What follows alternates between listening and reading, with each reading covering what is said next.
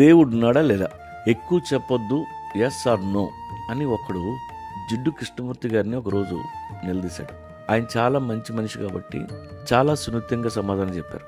అయినా వాడికి అర్థం కాలేదు. ఇప్పటికీ చాలా మందిలో ఉన్న ప్రశ్న అది.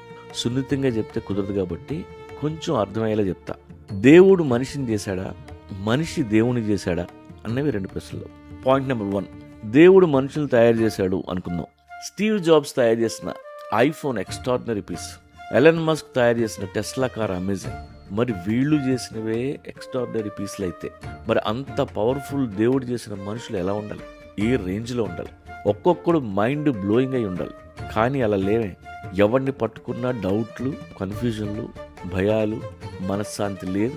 ప్రాబ్లమ్స్ వస్తే గాల్లో చూస్తుంటాం, బుర్ర గొప్పుకుంటాం, ఎక్కి కేట్ చేస్తుంటాం. ఎన్ని మ్యానుఫ్యాక్చరింగ్ డిఫెక్ట్లు. సరే ఇవి పక్కన పెడదాం. మనం దేవుని పిల్లలం అని అందరం నమ్ముతుంటాం. దేవుడికి పుట్టాం, మనం కూడా దేవుడిలో ఒక భాగం. ఓకే, అలా పుడితే పోనీ దేవుడికి ఉన్న మంచి లక్షణాలు ఏమైనా మనలో ఉన్నాయేమో చూద్దాం. దేవుడిలా అందరినీ ప్రేమించడం రాదు, పక్కోడి మీద కరుణ లేదు, కనికరం లేదు, సాయం చేసే గుణం లేదు.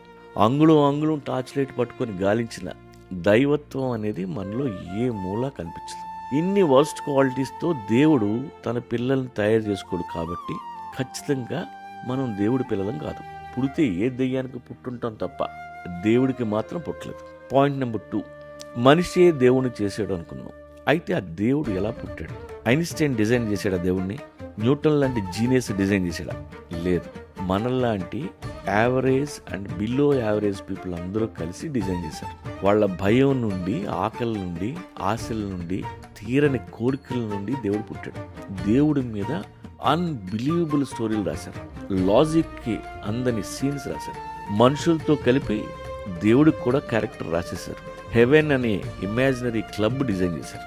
అదే ఫైనల్ డెస్టినేషన్ అని చెప్పి ఇక్కడ టికెట్స్ అమ్మేస్తున్నారు.